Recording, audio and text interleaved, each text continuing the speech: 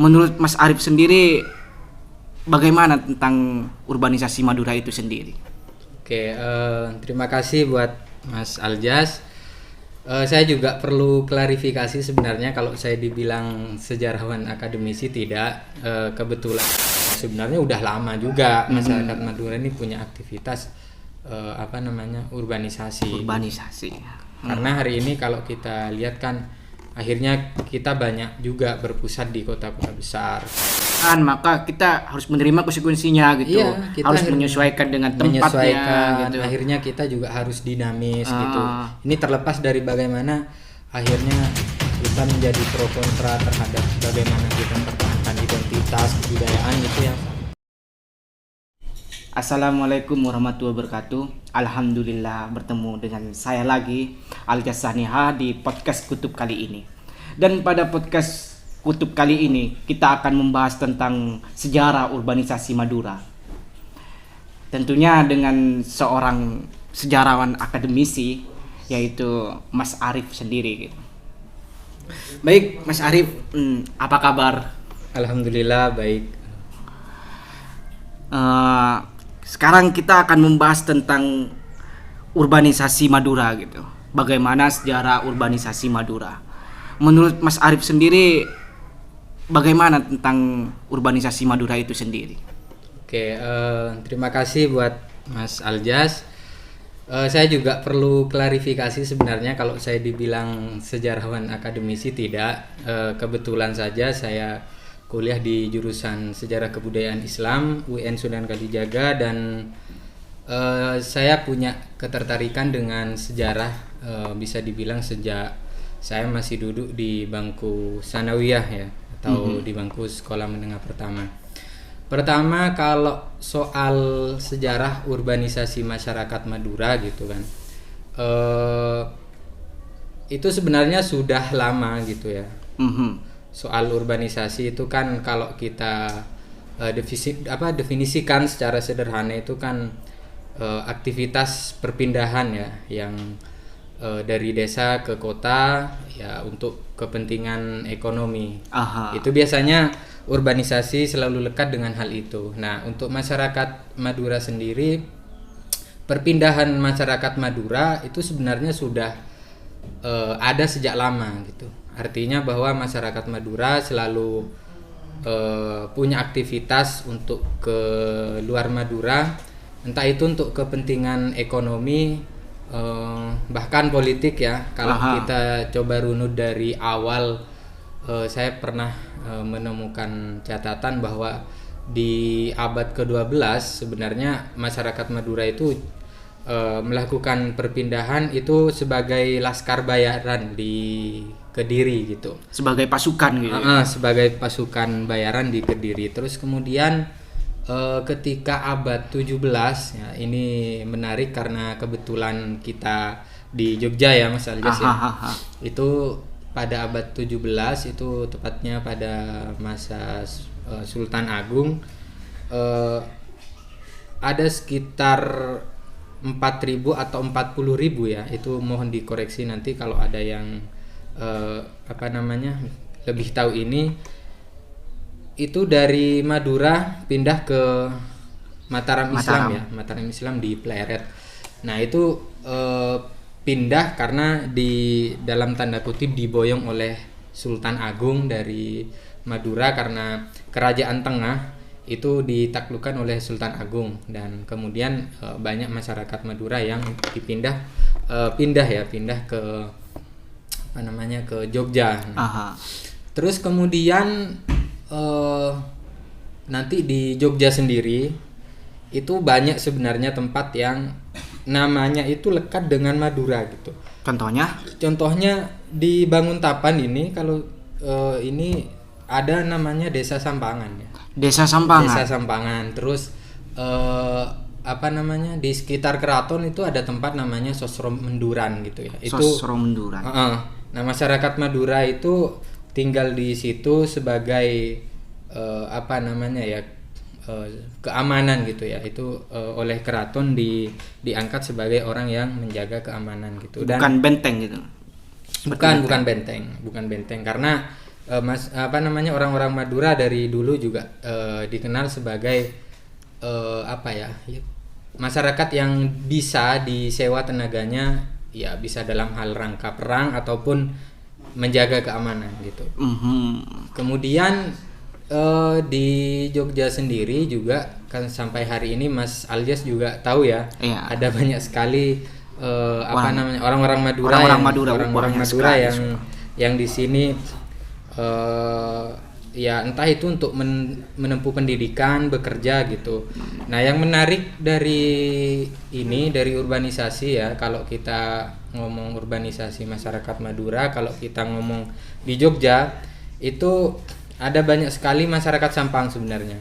Ada yang pernah nulis skripsi itu, dalam catatannya dia menyebutkan kalau ada sekitar 5.000 pedagang sate. 5.000 pedagang sate. Ya, itu di Kota Madya. Sangat banyak. Iya, di Kota Madya Mas Aljas. Jadi bahwa mereka di sini menjual sate gitu. Nah, itu kemudian menjadi bagian dari urbanisasi gitu. Jadi yang awalnya hanya terkonsentrasi di Boyong ya, dalam artian itu kan secara politis bahwa daerah yang ditaklukkan kemudian orangnya diboyong ke sini gitu, tapi kemudian berabad-abad kemudian itu beralih menjadi orang-orang yang kemudian di sini bekerja gitu, menetap menetap juga sampai anak-anaknya juga kuliah di sini akhirnya di Jogja gitu. Terus di luar Jogja itu juga banyak ya, kan orang Madura juga terkenal di mana-mana ada gitu. Nah, kalau abad 19 itu ketika masa kolonial, khususnya di daerah Jawa Timur, ketika kolonial membuka banyak perkebunan ya, banyak perkebunan. Iya, perkebunan itu kan ketika dibuka butuh tenaga kerja, maka ada banyak sekali masyarakat Madura yang keluar untuk bekerja. Nah, itu biasanya sifatnya insidental ya, ketika mereka butuh pekerjaan dan di Jawa ada lowongan pekerjaan, mereka berangkat. Nanti setelah itu mereka pulang lagi gitu ke Madura. Berarti orang Madura soal etos kerja udah terkenal dari dulu ya? Ya, bisa dibilang begitu, soal etos kerja. Tapi sebenarnya soal etos kerja ini kan ada yang mempengaruhi ya Mas Aljas ya. Bahwa urbanisasi itu atau perpindahan masyarakat dari desa ke kota itu bisa dipengaruhi oleh faktor internal gitu ya. Ada sebagian daerah di Madura yang itu biasanya tandus, terus untuk pertanian itu menjanjikan hanya di musim penghujan gitu. Ketika musim kemarau tiba, kesulitan juga akhirnya, walaupun ini tidak di semua daerah di Madura gitu kan. Kalau dulu mungkin kita selalu daerah Madura itu selalu dicap sebagai daerah yang gersang. Ya, itu tidak sepenuhnya benar, tidak sepenuhnya salah juga gitu. Karena memang ada beberapa yang itu gersang, tandus, tapi juga di daerah yang lain itu ya subur juga gitu. Artinya masyarakat di sekitar situ hidup dengan menggantungkan diri kepada pertanian. Tidak semua gitu. Ya, tidak semuanya, walaupun memang ada di sebagian daerah yang memang begitu. Jadi mereka masyarakatnya berpindah untuk mencari pekerjaan gitu, dan itu mendorong urbanisasi gitu. Berbicara tentang sejarah pasti ada dampaknya dong gitu kan. Ya. Jadi apa dampak dari urbanisasi Madura ini pada ekososial Madura sendiri atau kepada yang jadi tempat rantauannya gitu? Proses urbanisasi ini kan nanti dampaknya itu ya dampak di mana mereka akhirnya pindah dan dampak di mana mereka tinggal sebelumnya gitu. Nah, di Madura. Kalau kita lihat hari ini itu pengaruhnya banyak sekali sebenarnya. Kalau pengaruh di tempat mereka merantau gitu kan, di kota gitu, di tengah-tengah masyarakat urban itu biasanya mereka akhirnya punya ikut mewarnai dinamika di mana mereka itu tinggal ya. Misalkan di Jogja gitu kan. Di Jogja itu kan. Di Jogja mereka juga ikut mempengaruhi dinamika, misalkan dalam hal ekonomi kita ini saja, bahwa ketika di Jogja ini masyarakat Madura banyak gitu, akhirnya mereka juga membentuk komunitas.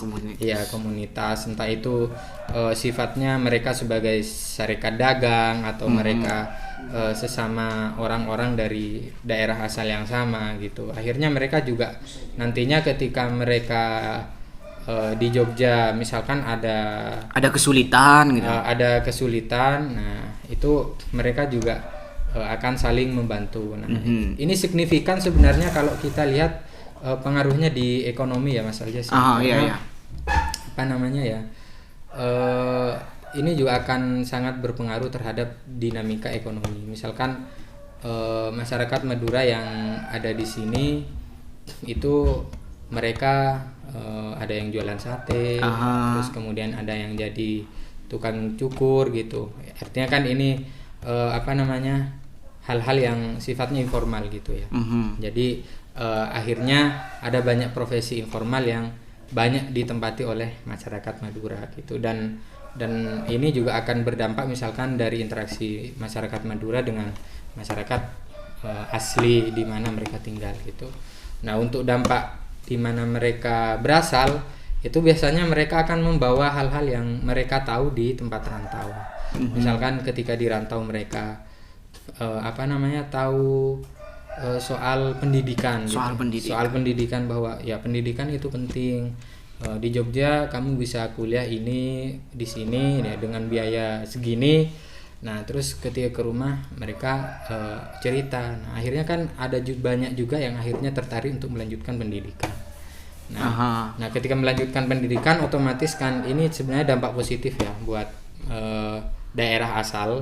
Kalau nanti seandainya mereka yang sudah matang di tempat di mana mereka kuliah itu bisa membawa perubahan gitu. Jadi kayak dikasih doktrin ini gitu. Yang nggak didoktrin sih, sebenarnya cuma cerita aja sebenarnya gitu. Cuma kan ketika cerita itu terus menerus diceritakan, akhirnya orang kan penasaran gitu.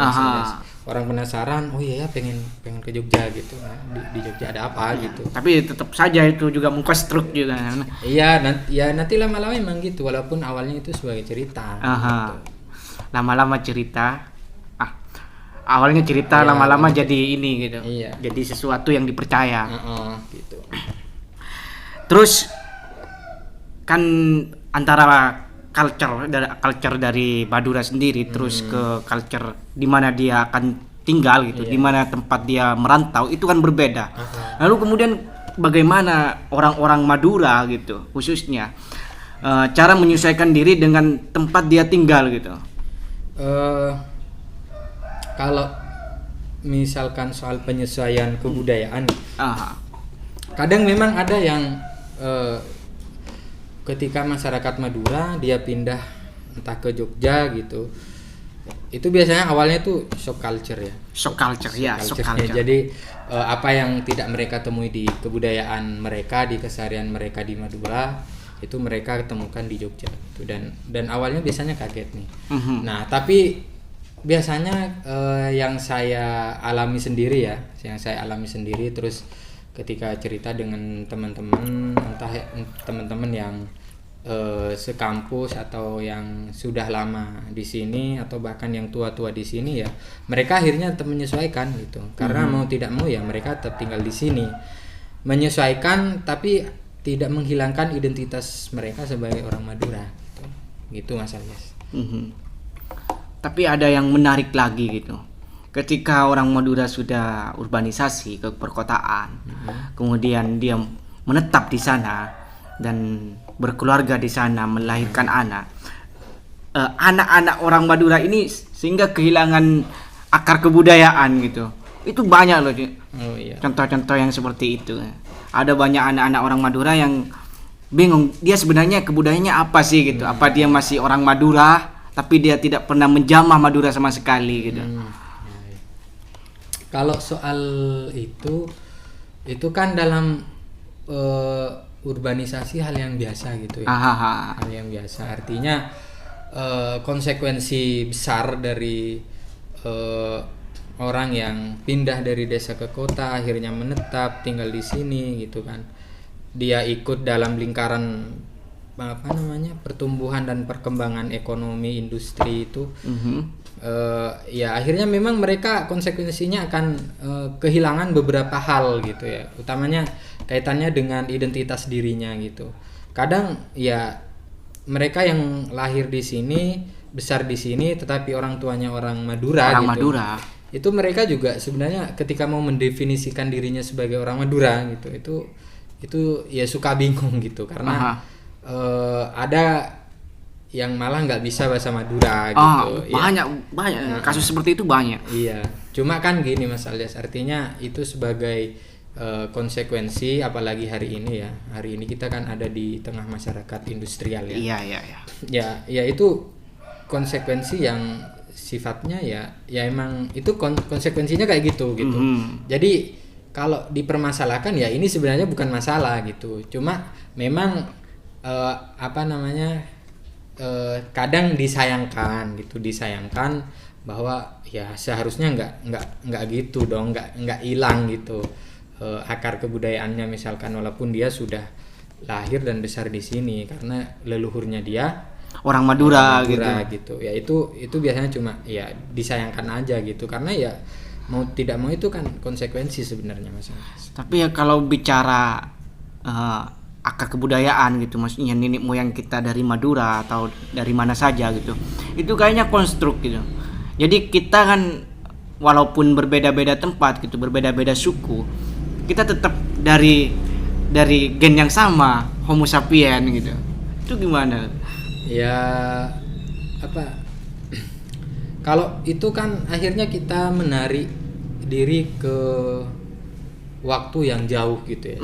Misalnya menarik diri ke waktu yang jauh di mana kita mau mengatakan bahwa ya kita sama, kita sapien, kita sapien, nenek moyang kita sama gitu. Cuma kan emang lagi-lagi ya Mas Alias, kita kembali lagi kan karena persebaran nenek moyang kita itu berbeda. Itu akhirnya ya menghasilkan sesuatu yang juga berbeda gitu. Walaupun akhirnya mungkin dipertemukan lagi di sini gitu dengan perbedaan-perbedaan. Ya cuma itu kan konsekuensi sejarah itu memang akan selalu seperti itu Mas Alias. Ya, artinya bahwa kalau misalkan kita Islam di Arab gitu kan, lahirnya di Arab gitu kan.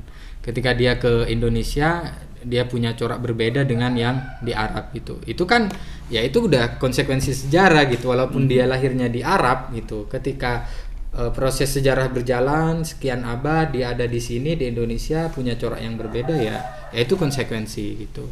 Jadi kalau saya sendiri itu tidak dilihat sebagai hal yang benar atau salah gitu, karena itu konsekuensi dari sejarah itu ya kayak gitu Mas. Dan yang menarik lagi gitu, orang Madura itu dikenal dengan sangat kental NU-nya gitu. Jadi Islam orang Madura itu adalah NU gitu. Jadi kalau bukan NU bukan Islam gitu. Kalau katanya orang-orang Madura gitu. Itu sangat menarik gitu. Mungkin bisa ditarik dari segi sejarah kenapa hal itu bisa terjadi gitu. Iya, soal bagaimana masyarakat Madura mendefinisikan dirinya kalau mereka Islam dan Islam mereka NU gitu kan. Ya kita lihat ke akar mereka ya. Kita lihat ke Madura. Masyarakat di Madura itu istilahnya sebagaimana masyarakat lain yang bisa kita temui. Mereka punya selalu punya sesuatu yang mereka anggap khas gitu. Khas itu enggak gini Mas Alias.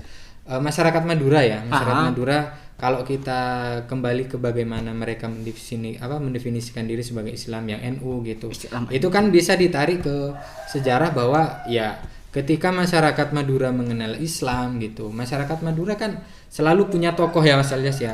Saya yakin kan di masyarakat dimanapun itu kan selalu punya tokoh. Pasti.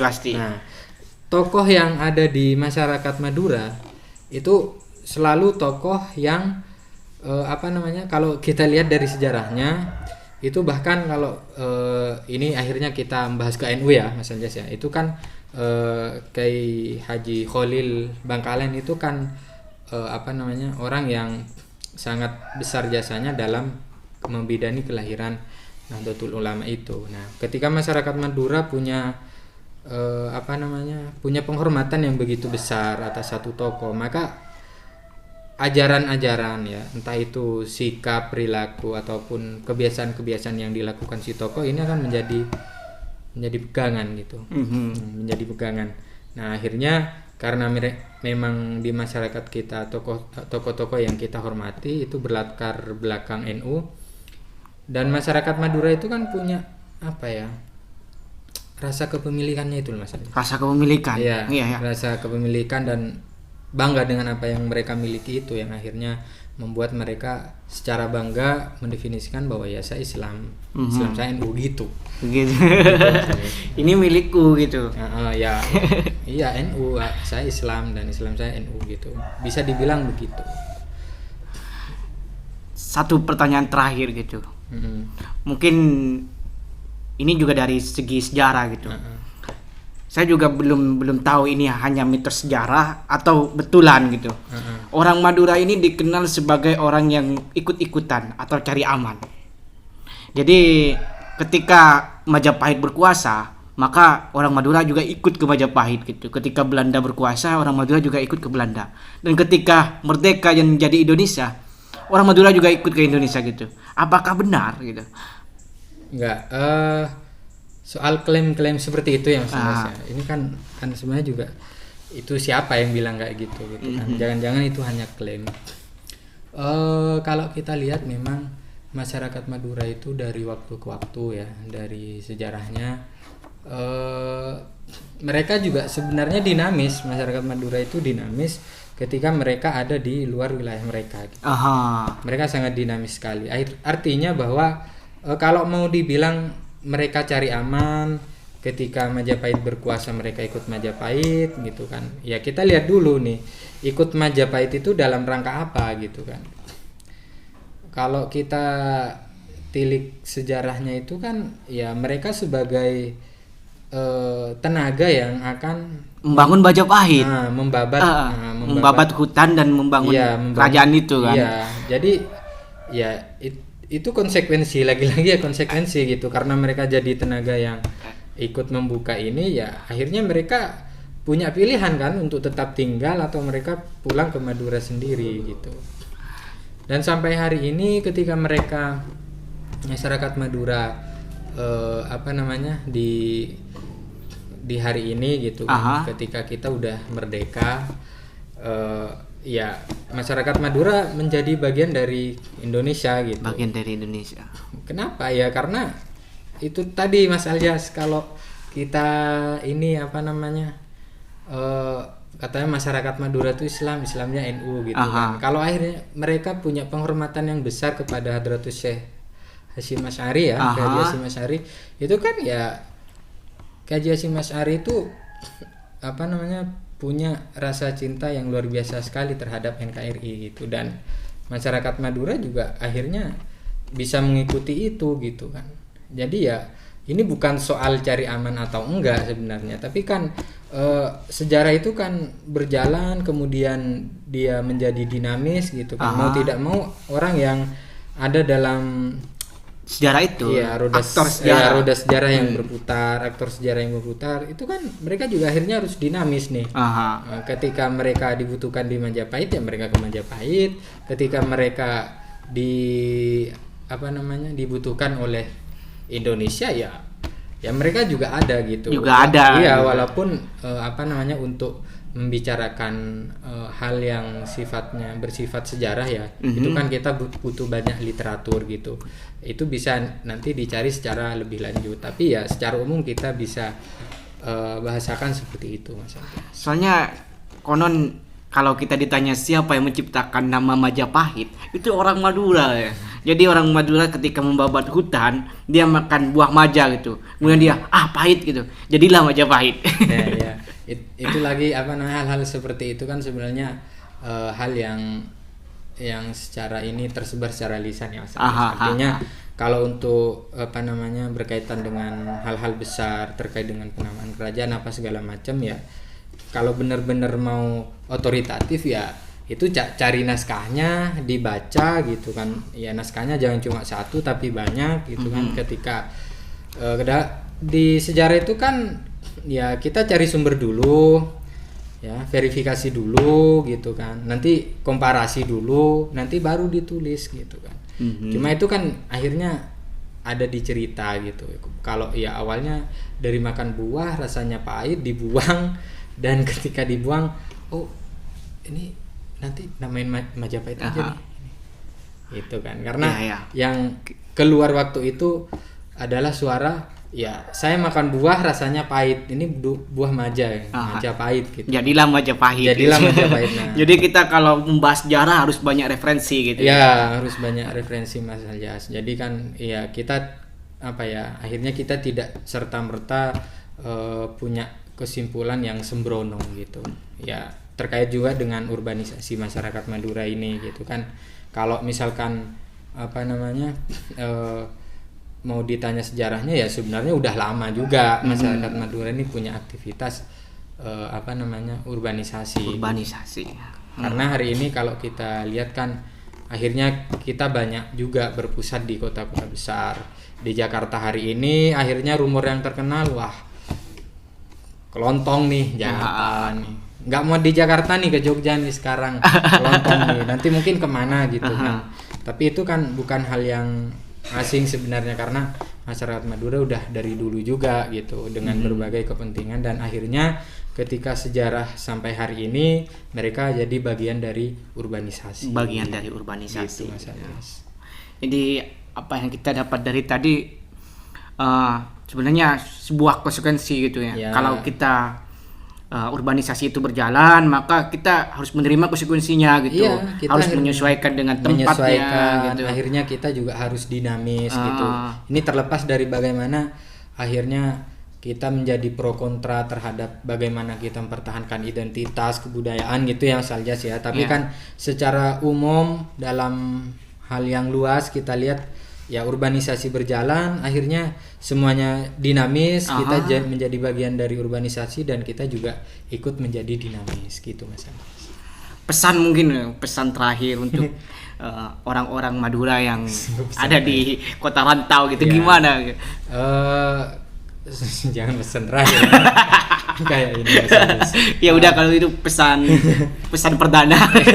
Ya pesan aja gitu ya.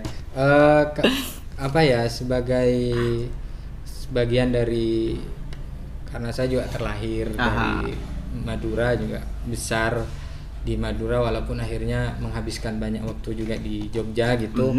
Ya kalau pesannya ya kita juga akhirnya harus berkembang, kita menjadi dinamis tanpa kita harus kehilangan jati diri, karena ya kita juga penting memperhatikan dan mempertahankan jati diri kita itu, kita siapa karena ya kita menjadi bagian urbanisasi bukan berarti kita harus hilang di tengah arus urbanisasi itu Mas Aljas. Ya yang penting jangan berhenti belajar untuk juga dinamis gitu Mas Aljas. Jangan berhenti untuk berdinamika. Berdinamika gitu. Kita juga harus tahu dari mana kita berasal gitu ya. Itu penting.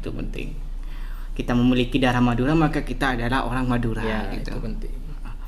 Baik, mungkin karena waktunya udah berputar sangat cepat gitu. Ya, mungkin dinamis. Kita sudahi dulu diskusi kita, podcast kita hari ini. Semoga lain kali kita dapat berjumpa lagi gitu ya. Ya, amin. Salam Sirtong Dara. Salam.